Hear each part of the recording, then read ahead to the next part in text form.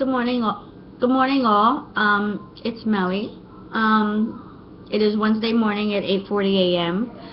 I'm sorry if you hear my son in the background. He's talking to the TV. Anyway, he likes to watch babies first in the morning. Anyway, so it's Coffee and Books with Melli. I like that title, Coffee and Books with Melli, since it's morning. I got my coffee. And I have some book recommendations for the month of October for Halloween. Normally I would not do a seasonal book reading, but I thought it was a good idea. I was just thinking of different videos I could make, and I've seen a few like October reading suggestions here on YouTube. So I thought, hey, why not? Let's do it. So October obviously is the month of Halloween. And also it's the beginning of fall, or fall has already started, but anyway, so I went into my book collection, and I chose a few books that I thought would be good for reading in the month of October if you like not so much Halloweeny, like, you know, gore or, you know, things like that, but more of the supernatural, the mystery, maybe some fantasy. Not really fantasy, well, yeah, I guess kind of fantasy. No, not really fantasy, but kind of like that mysterious element to it. And I actually have a classic. Well, you'll see. Anyway, these books are not new releases. They are, except for the one, they're not new books. They're, you know, they've been out for a while, but they're books that would be easy to find. Maybe from your library. I've seen in the library. The one I actually got from the library. It's actually a library book that I'm reading. But books that are easily accessible. So, without further ado, yeah, did I just say that? Yeah, still morning. Anyway, without further ado, let's get started. So the first book I chose, I'm actually reading now and I'm almost done. And I thought it would be a good book only because it's got that supernatural element to it, I guess. It's not, the book is not post-apocalyptic. It's not, I don't think that's what I'm looking for. Anyway, so, but it's a pretty good one. It's Darkest Minds. Normally this is not something I would normally read, I guess because of the, I don't know, it's dystopian world element. And I guess, you know, that's not my normal thing. But I'm trying to actually get into books that I would not normally read. I love young adult, even though I'm not a young adult. But dystopian type stories and dystopian world really aren't my thing. Although I did like the Lunar Chronicles. Anyway, so The Darkest Minds is a good one, and I think for the month of October. And that's only because it's got that mysterious element, the you know, I don't even know how to describe it because I'm not finished it yet. So, but it's about kids that end up with these unique, I guess, mental abilities, so to speak. It kind of makes me think of X-Men, only because, you know, X-Men, they can do things with their minds or whatever. They have these unique powers, and so that element kind of reminded me of X-Men. And it's like this, it's about this mysterious disease that killed most of the children in America, but then the ones that did survive ended up with these abilities that they don't understand, that parents don't understand, and they ship them off to, the government creates these camps that are supposed to, well, at first it was kind of like to figure out what was going on. At least that's my take on it. And then they start doing these like testing, and they start, I guess, terminating kids because they feel they're dangerous, and they group them by color for their abilities, depending on the level of danger, or the level of, yeah, I guess the level of danger they are. Green being just being like, green would be like they're highly intelligent,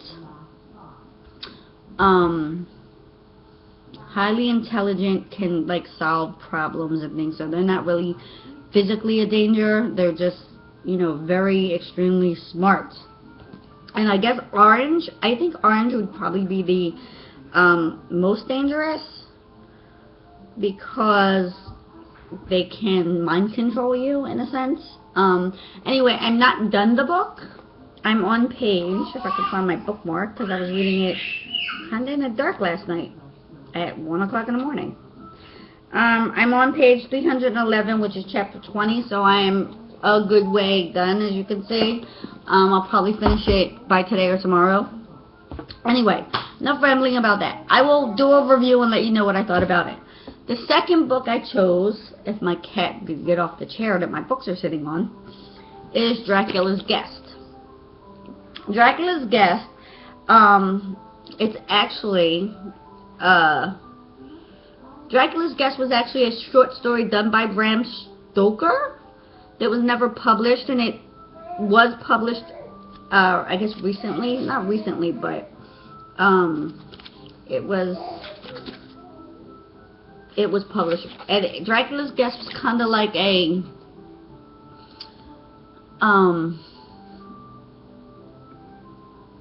short story version of Dracula, I want to say, or like a rough draft of Dracula. So this book is not, it's by Michael Sims, or it's edited by Michael Sims, and it's a connoisseur's collection of Victorian vampire stories. So Dracula's Guest by Bram Stoker, I believe, is included here. I actually never finished this because it's like just a bunch of short stories. But yes, Dracula's Guest is in the book. But then there are 1, 2, 3, 4, 5, 6, 7, 8, 9, 10, 11, 12, 13, 14, 15, 16, 17, 18, 19, 20, 21, 21 vampire type, or, yeah, vampire stories written from the Victorian era. And I actually did read some of them, like The Vampire, and I never really went through the whole book, only because I don't know why I didn't read the whole book. Anyway, so that's another one if you like vampire stories. And it's an anthology of Victorian tales and of the vampire genre. So, and they actually predate Dracula. Okay, so they've caught fascinating material that predates Dracula and the Victorians. Some will be familiar, but other authors and stories will be new to many, revealing an unexpected depth and breadth to the thrall of the undead.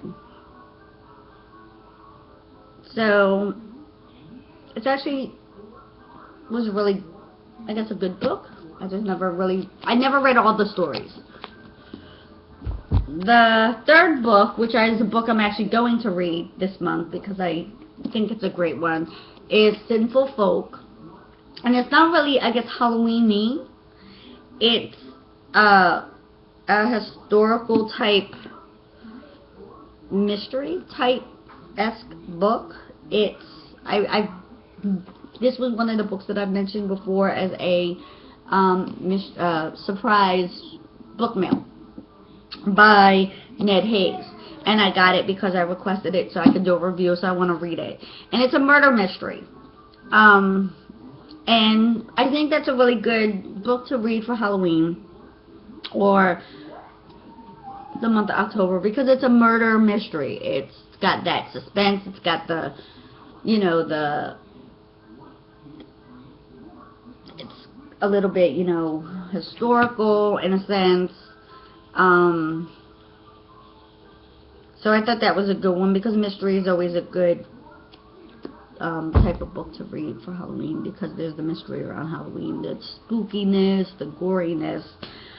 The next book I chose, which I started to read and then I didn't really like it. I don't know, maybe because it's, I don't know why, but maybe I will read it, is Dawn of the Dreadfuls by Stephen Hawkinsmith, and it's actually it's Pride and Prejudice and Zombies, Dawn of the Dreadfuls. So it's a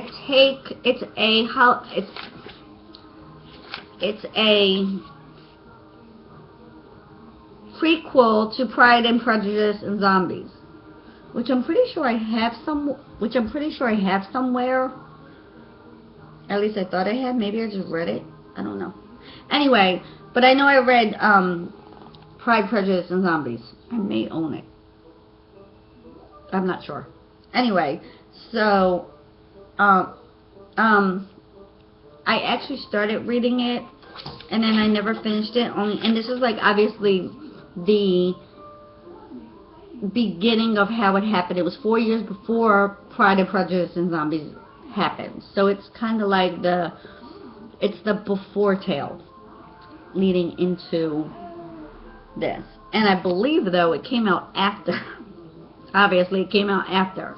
But I don't even know how far I got into this book. I got somewhat far. And I got it in 5 and Below, which is kind of like, it's $1 to $5 store, but it's a really, really, really awesome store because they have everything. It's not like a dollar store where they have housewares and stuff. I mean, they do, but it's kind of like a really great store if you've ever heard of 5 and Below, which I'm sure you have because I think they're everywhere now. The next book I chose is a classic, and it's one that it's a romantic suspense, which is a good version, you know, something good to a book to read. And I got this book from the library a very long time ago. I actually got both of them. So it's Rebecca by Daphne Demure. I think that's how you say it. It's a little bit dusty because it's been down the basement. But this is obviously, it's Maxim the Winter recalls the chilling events that transpired as she began her new life as the bride of a husband she barely knew. For in every corner of every room were phantoms of a time dead but not forgotten. A past devotedly preserved by the sinister housekeeper, Mrs. Danvers. A suite immaculate and untouched, clothing laid out and ready to be worn, but not by any of the great house's current occupants.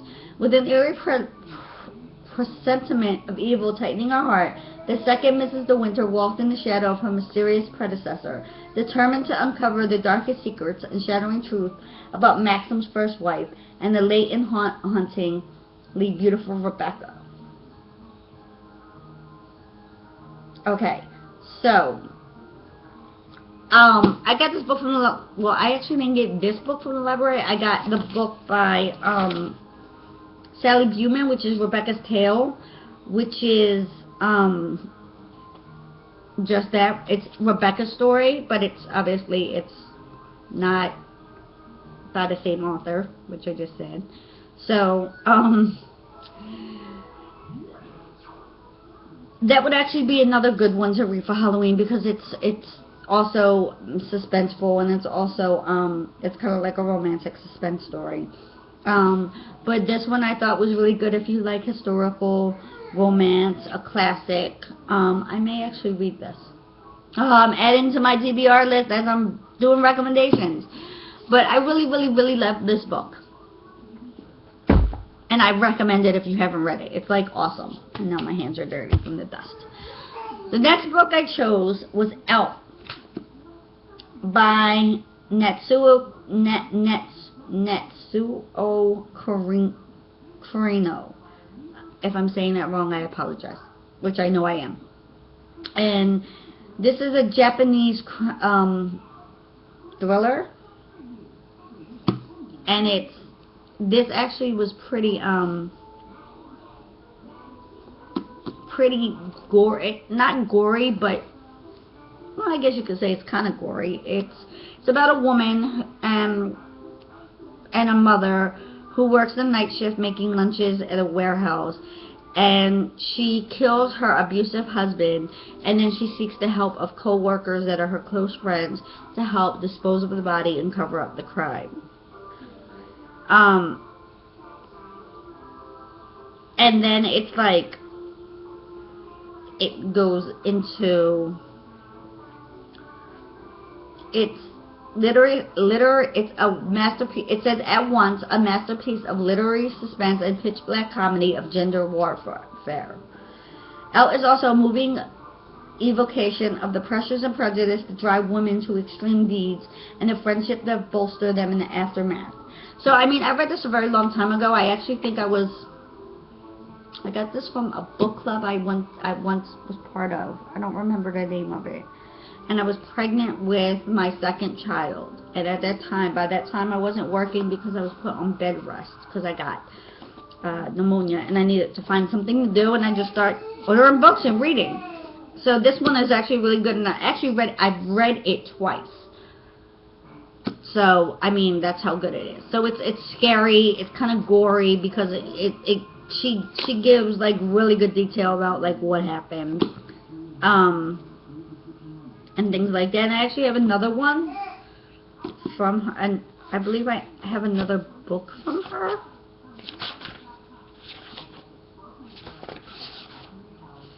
I might be wrong though.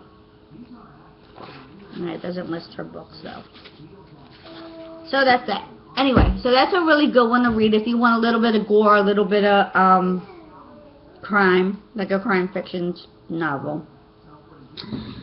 And the last one, which you probably would not, many people, I'm not going to say many people, but I wasn't even aware of this book until I saw it in the catalog for the book club I had joined, the mail order book club I had joined. And it's called Dracula the Undead.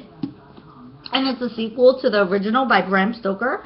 And it's by Dacre Stoker and Ian Holt. And Dacre Stoker, I know I'm saying it wrong. And of course my lovely daughter wrote in it when she was a baby.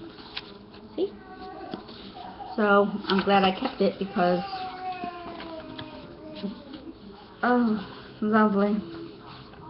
She actually damaged the whole page of it that I was not aware of. So I may not be able to reread this. I mean, I guess I could because I think I taped it up pretty well, and I forgot all about it. And I know that's the only page like that. But, so this is the second book of the story, and it doesn't give you any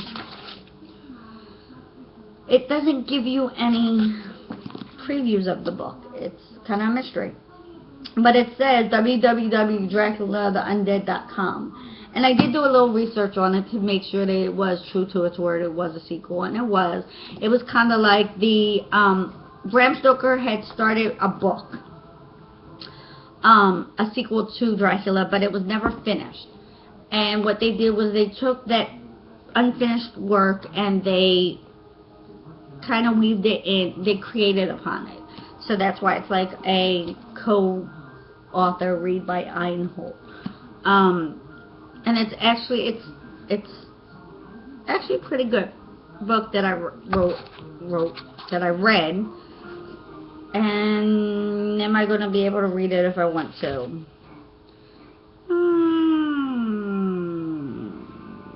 Yeah, I guess I will. I'm really upset that she did this. Because I think, because I got this when it first came out. Anyway, so that's that. I actually was looking for my Dracula by Bram Stoker book to make the recommendation, but I realized that it wasn't just Dracula, it was Dracula / Frankenstein combo that I had gotten a while ago. And I think I put it in my pile, like donated it to the used bookstore, because I cannot find it in my box of books down the basement. But that's another one, obviously. Dracula, Frankenstein, Dr. Jekyll, Mr. Hyde. They're all good ones for Halloween also. Because I like that more creepy, classic type Halloween feel. I don't do the gore, I'm an old school kind of, like last year for Halloween. I don't do Halloween. I don't do trick-or-treating for my kids. What I do is I create on Halloween, depending on the day it falls on. If not, I'll do it like the weekend before, if it's the middle of the week, but if it falls on the middle of the week, or any day, Monday through Friday, because obviously it's school. What I do is what I do is I create a Halloween movie night. And this year it falls on Saturday, so I was lucky for that. So this year what I'll do is I'll create a weekend Halloween movie fest. And I'll buy a whole bunch of candy and a whole bunch of snacks. And what we'll do is, being that I am a big horror movie fan, but what I'll do is, because they're kids, I'll pick out movies. Like last year I bought the classic, it's Dracula, and then like it's the classic Dracula movie, the black and white one with Bela Lugosi, and then it had like, it was like 5 different movies within the collection of all the classics, like Dracula, the Bride of Dracula, I think it was like Abbott and Costello meet Dracula, like those movies. And that's what we did last year. Every night of that weekend previous to Halloween, we watched the movie. And they really enjoyed it. So I figured I'd do the same thing this year, but I have to find some movies. So anyway, that's that. So if you enjoyed any of the yeah, it's still early morning, and I'm only on my second cup of coffee. Anyway, if you've enjoyed this video, thumbs up. If you didn't, that's okay too. Like I said, you're entitled to your opinion. I don't judge. I know sometimes I can ramble a little bit, like I'm doing right now. But if you've enjoyed some of my recommendations, please go find them. Go to the library. Get an ebook of it. I mean, they're all easily, readily available books. They're not like hard to find books. But yeah, so that's my suggestions for this October, for this Halloween. And I hope you enjoyed my video. I'm going to go finish the rest of my coffee. I'm going to give my son his breakfast, because it is almost breakfast time for him. And I will see you guys later. Look for my next video, which will probably be the review of Darkest Minds. Have a good Wednesday, guys. Bye.